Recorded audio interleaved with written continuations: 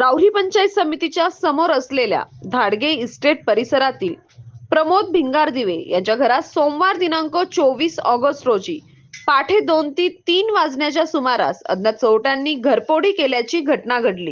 विशेष म्हणजे गजबजलेल्या पंचायत समिती परिसरासह पोलीस ठाण्याच्या जवळच ही चोरी झाल्याने परिसरात भीतीचे वातावरण निर्माण झाले आहे। प्रमोद भिंगारदिवे आणि त्यांच्या पत्नी इगतपुरी येथील विपश्यना केंद्रात ध्यान धारणेसाठी गेले होते। घर बंद असल्याचे पाहून चोरट्यांनी घराची रेकी करून चोरी केल्याचा संशय व्यक्त केला जात आहे। दरम्यान पहाटे घरकामासाठी आलेल्या महिलेच्या निदर्शनास घराच्या दरवाजाची कुलपे तुटलेली आढळली। त्यांनी तात्काळ आजूबाजूच्या रहिवाशांना याबाबत माहिती दिली। या घटनेदरम्यान पहाटे ठोकण्याचा आवाज आल्याने सोमनाथ राऊत घराबाहेर आले होते। त्यावेळी चोरट्यांनी त्यांना धारदार शस्त्र दाखवून तेथून जाण्यास सांगितले। घाबरलेल्या राऊत यांनी दरवाजा बंद करून घरात जाणे पसंत केले। या घटनेनंतर परिसरातील नागरिकांमध्ये मोठी खळबळ उडाली होती। पंचायत समिती आणि पोलीस स्टेशनच्या अगदी जवळच चोरट्यांनी घरफोडी केल्याने नागरिकांच्या सुरक्षेचा प्रश्न ऐरणीवर आला आहे।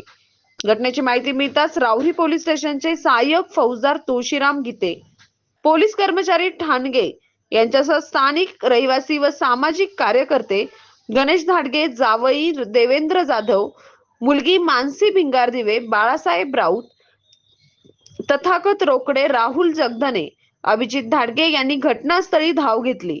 दरम्यान घर परिसरातील सीसीटीव्ही कॅमेऱ्यांमध्ये 4 संशयित चोरटे कैद झाले असून तांत्रिक माहितीच्या आधारे पोलिसांकडून तपास सुरू असल्याची माहिती पोलीस निरीक्षक रवींद्र देशमुख यांनी दिली।